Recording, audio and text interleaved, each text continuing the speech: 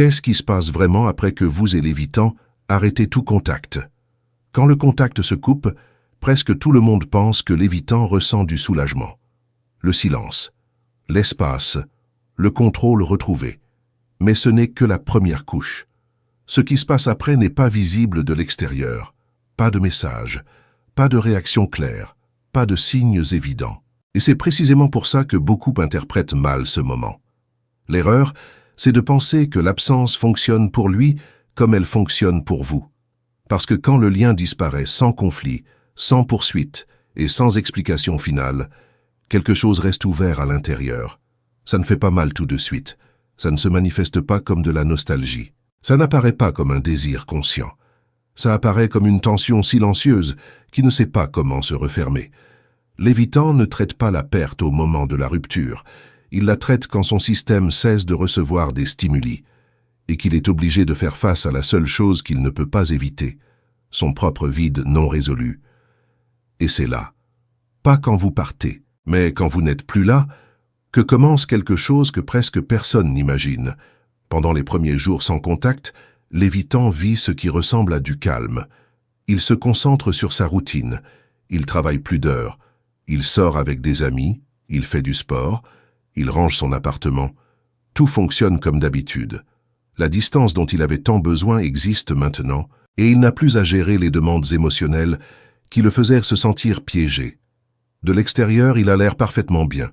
De l'intérieur, il fonctionne en pilote automatique, occupant chaque instant pour ne pas s'arrêter et ressentir quoi que ce soit de précis à votre sujet. Cette phase initiale renforce la conviction qu'il a pris la bonne décision en vous laissant partir. L'évitant ne ressent pas de douleur aiguë parce que la douleur nécessite une connexion émotionnelle active, et il vient de se déconnecter. Ce qu'il vit, c'est plutôt une sorte de neutralité qu'il confond avec la paix. Il ne vous manque pas au sens romantique. Il ne consulte pas constamment votre profil. Il ne se demande pas ce que vous faites en ce moment. Son esprit est occupé à maintenir la structure de sa vie, sans interruption émotionnelle. Mais il y a quelque chose que la plupart des gens ne comprennent pas à propos de ce calme apparent. Ce n'est pas une résolution, c'est une suspension. L'évitant a mis en pause le traitement émotionnel, il ne l'a pas terminé. Il est dans un état de déni fonctionnel, où l'absence de contact élimine le stimulus qui déclenche son inconfort, mais n'élimine pas la connexion qui a existé. Cette connexion est archivée, pas effacée. Et pendant qu'il continue sa vie quotidienne, sans penser consciemment à vous, son esprit inconscient enregistre quelque chose d'important. Il n'y a plus de pression. C'est là que l'interprétation commune échoue complètement. Les gens supposent que sans pression, l'évitant passe simplement à autre chose et oublie. Ce serait vrai si la relation avait été superficielle ou s'il n'y avait jamais eu de lien réel. Mais quand il y a eu une connexion authentique, quand vous avez partagé des moments de vraie vulnérabilité, quand il vous a permis de vous rapprocher plus qu'il ne le tolère normalement, cette expérience reste gravée d'une manière qui ne disparaît pas avec le silence. Ce qui se passe, c'est que l'évitant n'accède pas à ses souvenirs de la même façon que vous. Vous pensez à des moments précis, des conversations, la façon dont il vous regardait, ce que ça faisait d'être près de lui. Votre esprit rejoue des scènes complètes. L'esprit de l'évitant ne fonctionne pas comme ça. Il ne s'assoit pas pour se souvenir avec nostalgie. Au contraire, il vit des flashs fragmentés qui apparaissent sans prévenir. Il prépare son café et se souvient soudain que vous preniez le vôtre avec 2 sucres. Il regarde un film et reconnaît une scène que vous avez vue ensemble, mais il ne se permet pas de s'attarder sur cette pensée. Il entend une chanson au supermarché et ressent quelque chose d'inconfortable dans sa poitrine sans savoir exactement pourquoi. Ces moments ne sont pas les bienvenus pour lui. Il les évite activement en remplissant son esprit d'autre chose, mais ils continuent d'apparaître. Et chaque fois qu'ils apparaissent, il les repousse vers le bas, les minimise, leur retire de l'importance. Il se dit que ce ne sont que des associations aléatoires, que ça ne signifie rien de réel. Il continue sa journée, il continue de fonctionner, il continue de ne pas vous contacter. Pendant ce temps, vous attendez probablement un signe, un message, un appel, n'importe quelle indication qu'il pense à vous. Et comme rien n'arrive, vous interprétez son silence comme une indifférence totale. Vous pensez que vous ne lui avez jamais vraiment compté, que c'était facile pour lui de vous laisser partir, qu'il vous a déjà oublié et qu'il vit sa meilleure vie sans vous. Cette interprétation semble logique, basée sur les preuves visibles. 0 communication, 0 tentative de reconnecter, 0 signe de regret. Mais vous mesurez son expérience interne avec vos propres standards externes. Vous supposez que s'il pensait à vous, il agirait comme vous agiriez, que s'il tenait à vous, il ferait ce que vous feriez, que s'il luttait, il le montrerait comme vous le montreriez. Et c'est le piège qui maintient les gens coincés à attendre des comportements qui n'arriveront jamais, parce que l'évitant ne traite pas la perte de manière visible. La phase intermédiaire du non-contact, c'est là que les choses deviennent plus compliquées. Des semaines ont passé, peut-être un mois, peut-être plus. L'évitant continue de ne pas vous contacter, mais quelque chose a changé intérieurement. Le calme initial commence à se sentir différent. Ce n'est pas la paix, c'est l'engourdissement. Il fonctionne parfaitement bien dans tous les domaines de sa vie. Il assure son travail. Il maintient ses amitiés. Il fait tout ce qu'il faisait avant. Mais il y a une qualité plate dans tout. Les choses qui lui donnaient de la satisfaction ne lui donnent maintenant que de la distraction. Il sort avec d'autres personnes. Peut-être qu'il commence à fréquenter quelqu'un de nouveau. De l'extérieur, il semble avoir tourné la page rapidement. De l'intérieur, il répète exactement le même schéma qu'il répète toujours. Remplacer une connexion émotionnelle réelle par une activité superficielle. La nouvelle personne ne le fait pas se sentir vulnérable. Elle ne le défie pas émotionnellement. Elle ne demande pas de profondeur, elle est confortable, facile, sûre. Et c'est précisément pour ça qu'elle ne remplit pas l'espace que vous avez laissé. Voici la partie que personne ne vous dit sur l'évitant pendant le non-contact. Il ne vous compare pas consciemment à d'autres personnes. Il ne s'assoit pas pour penser « cette nouvelle personne n'est pas comme elle ». Ce serait trop direct, trop émotionnel, trop vulnérable. Au contraire, ce qu'il vit, c'est une absence de résonance. Les conversations sont agréables, mais ne le touchent pas. L'intimité physique est plaisante, mais ne l'émeut pas.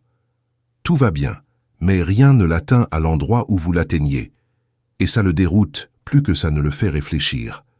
Parce que de son point de vue, il a fait ce qu'il fallait en s'éloignant. Il a récupéré son autonomie, il a éliminé la pression, il a son espace. Il devrait se sentir mieux. Il devrait se sentir libre. Il devrait se sentir soulagé de ne plus avoir à gérer les demandes émotionnelles qui le faisaient se sentir piégé. Mais ce qu'il ressent vraiment, c'est une sorte de vide fonctionnel qu'il ne sait ni nommer ni combler. L'évitant ne relie pas ce vide à vous. C'est crucial de comprendre ça. Il ne pense pas « elle me manque ». C'est pour ça que je me sens comme ça. Son esprit ne fait pas ces connexions linéaires. Au contraire, il rationalise le vide comme du stress au travail, de la fatigue, un ennui général avec sa vie, un besoin de nouveaux projets. Il trouve des explications qui ne nécessitent pas d'admettre que quelque chose d'émotionnel se passe. Parce qu'admettre qu'il pense à vous signifierait admettre qu'il avait besoin de vous. Et admettre qu'il avait besoin de vous signifierait reconnaître une dépendance que son système entier est conçu pour rejeter. Alors il continue de ne pas vous contacter. Il continue de se dire qu'il va bien. Il continue de remplir sa vie d'activités et de personnes qui le gardent occupé. Et vous, de votre côté du silence, vous continuez d'interpréter tout ça comme la preuve que vous ne lui avez jamais assez compté. Mais alors, quelque chose change. Il n'y a pas de moment précis. Ce n'est pas dramatique. Ce n'est pas une révélation soudaine. C'est plutôt une accumulation graduelle de petites fissures dans le récit qu'il se raconte. Il passe devant l'endroit où vous aviez l'habitude de vous retrouver et ressent quelque chose d'inconfortable. Il voit votre série préférée annoncée sur une plateforme et son premier réflexe est de vous le dire. Quelqu'un mentionne quelque chose lié à votre travail et il pense automatiquement à vous avant de se rappeler que vous n'êtes plus en contact. Ces moments deviennent plus fréquents. Et même s'il continue de ne pas vous contacter, même s'il continue de ne pas se permettre de traiter consciemment ce que vous représentez pour lui, quelque chose change intérieurement. La distance qui lui donnait du soulagement lui donne maintenant une sensation étrange d'incomplétude. Ce n'est pas qu'il pense à vous au sens traditionnel, c'est que votre absence a créé un espace que rien d'autre ne remplit, et cet espace devient de plus en plus notable. Pendant cette phase, l'évitant peut commencer à vivre quelque chose qu'il admet rarement, une solitude authentique, pas la solitude superficielle de ne pas avoir de plan un samedi soir. Mais la solitude profonde d'être entouré de gens et d'activités sans ressentir de connexion réelle avec rien de tout ça. Il peut être au milieu d'une réunion sociale en train de rire avec des amis et ressentir une distance étrange de tout. Il peut être allongé à côté de quelqu'un de nouveau et sentir qu'il est complètement seul. Il peut accomplir des choses importantes dans son travail et remarquer qu'aucune de ses réalisations ne lui génère la satisfaction qu'il attendait. Cette solitude est différente de tout ce qu'il a ressenti quand vous étiez ensemble.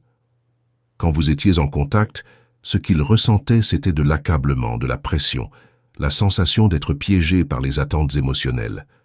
Maintenant, ce qu'il ressent, c'est un type différent d'inconfort.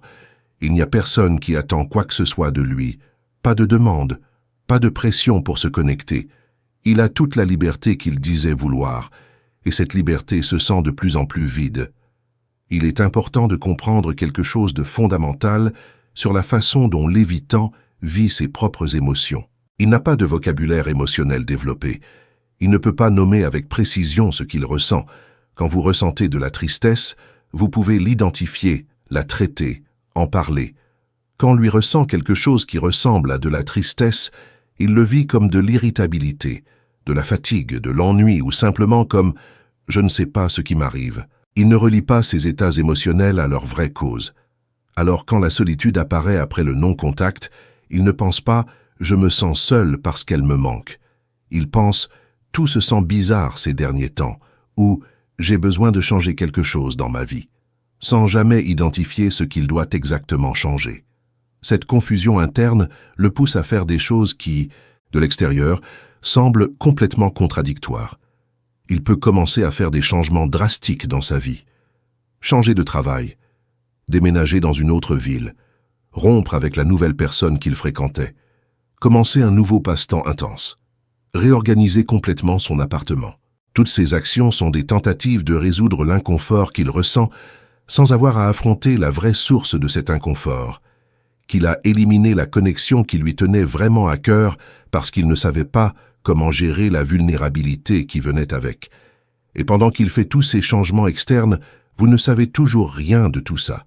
Vous voyez toujours juste le silence. Vous continuez d'interpréter l'absence de contact comme la preuve qu'il a complètement tourné la page. Vous n'avez aucun moyen de savoir qu'il lutte avec quelque chose qu'il ne peut même pas nommer correctement. Vous n'avez aucun moyen de voir que les changements qu'il fait sont des symptômes d'un traitement émotionnel qui ne se traduit jamais en communication directe avec vous. Ce que fait le non-contact, c'est révéler une vérité inconfortable sur l'évitant. Sa capacité à ressentir ne se traduit pas automatiquement en capacité d'agir. Il peut vivre intérieurement toutes sortes d'émotions liées à vous sans que ça ne se transforme jamais en message, en appel ou en vraie tentative de reconnexion. L'écart entre son monde intérieur et ses actions extérieures est si large que vous pourriez passer des mois à imaginer des scénarios complètement incorrects sur ce qu'il vit. Et cette déconnexion entre ressentir et agir, c'est précisément ce qui rend le non-contact avec un évitant si frustrant. Parce que ce n'est pas qu'il ne ressente rien. C'est que ce qu'il ressente reste piégé dans un système qui n'a pas de sortie fonctionnelle. C'est comme s'il y avait un court-circuit entre le cœur et la bouche, entre l'expérience émotionnelle et l'expression émotionnelle. Tout ce qu'il traite intérieurement reste là, tournant en rond, sans jamais trouver une façon de se manifester que vous pourriez voir ou recevoir. C'est là que beaucoup font l'erreur de penser que l'évitant va finalement se réveiller et revenir vous chercher. Ils attendent le grand geste, le message vulnérable, l'admission qu'il a fait une erreur, la déclaration qu'il pense à vous et veut réessayer.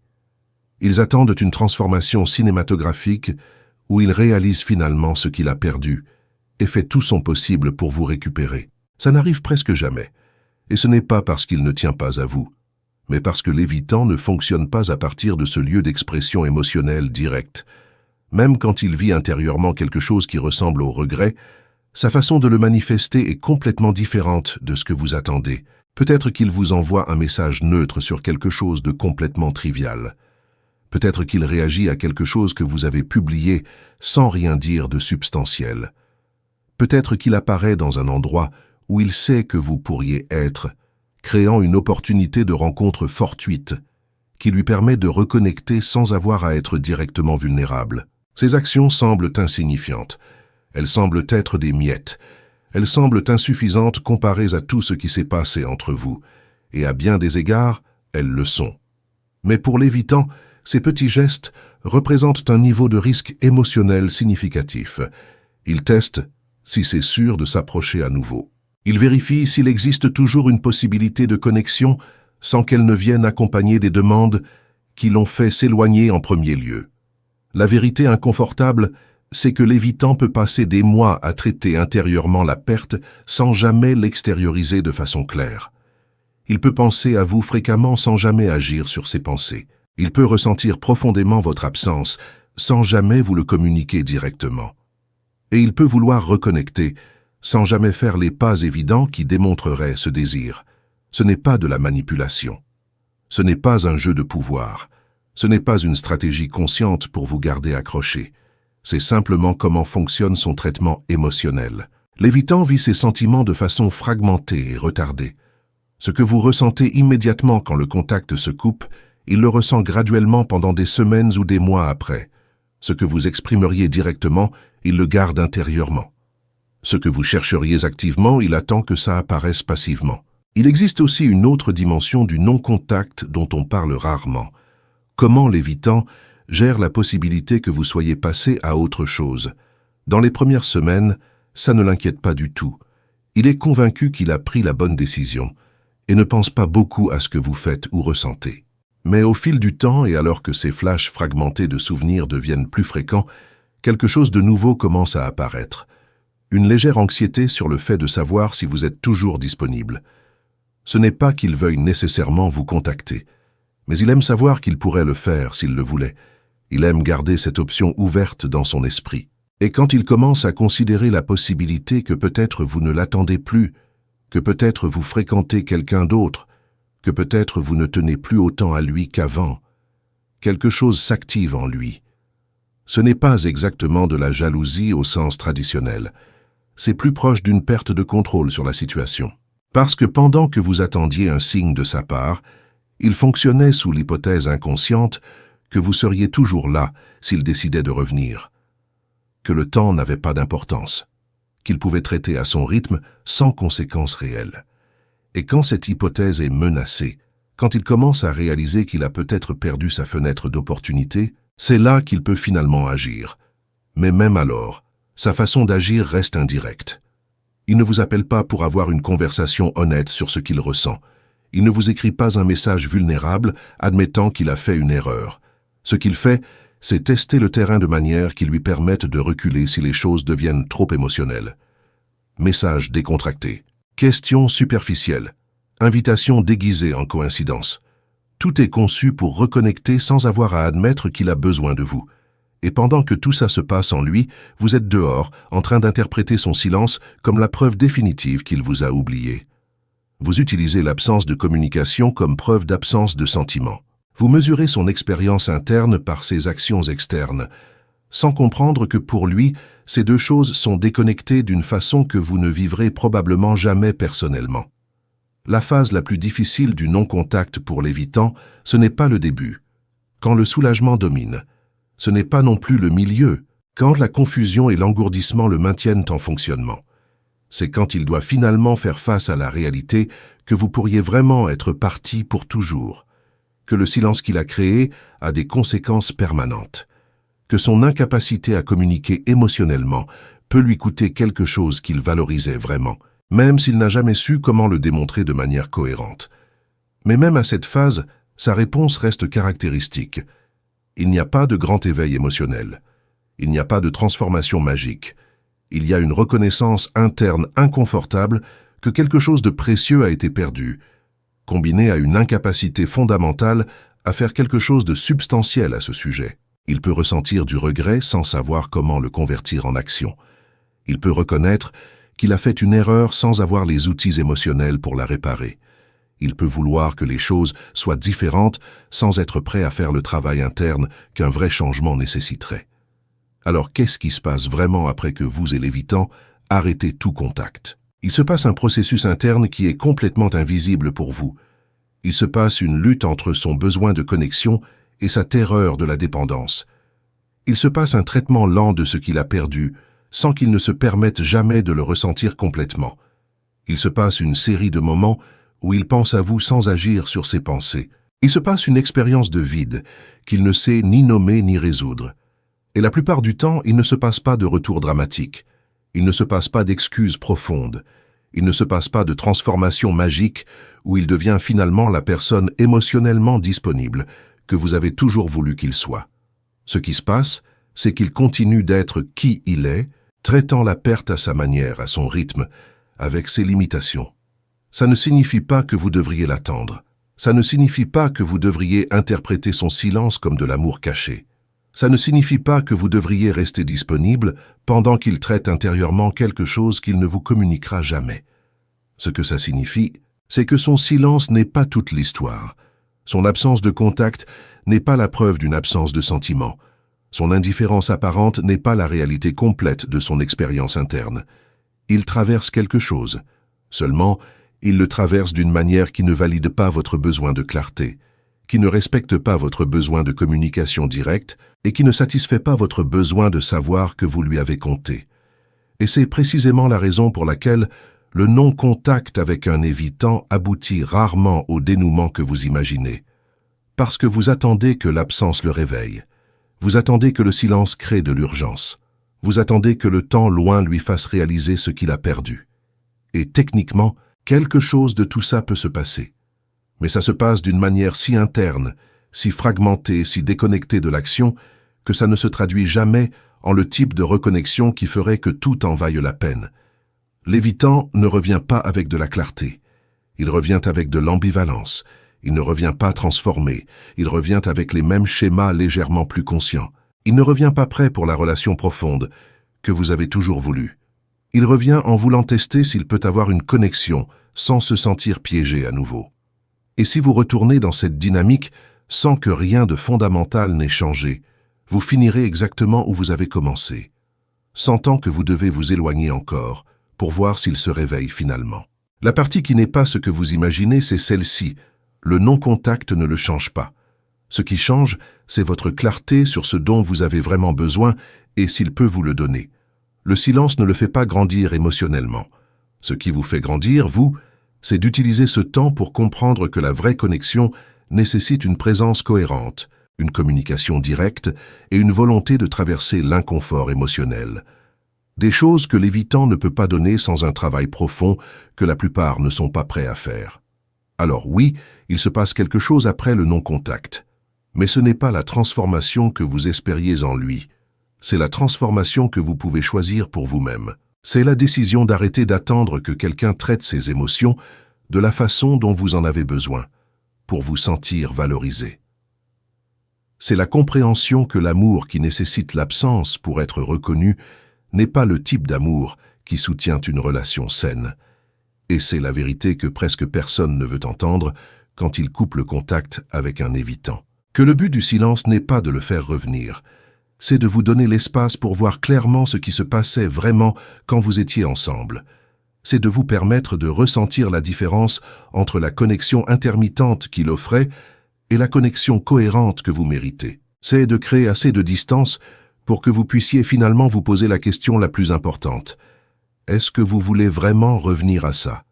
Parce qu'il peut penser à vous sans changer. Il peut avoir des pensées pour vous sans agir. Il peut ressentir votre absence sans faire le travail nécessaire pour être vraiment présent. Et vous pouvez passer des mois à attendre des signes qui n'arriveront jamais de la façon dont vous en avez besoin.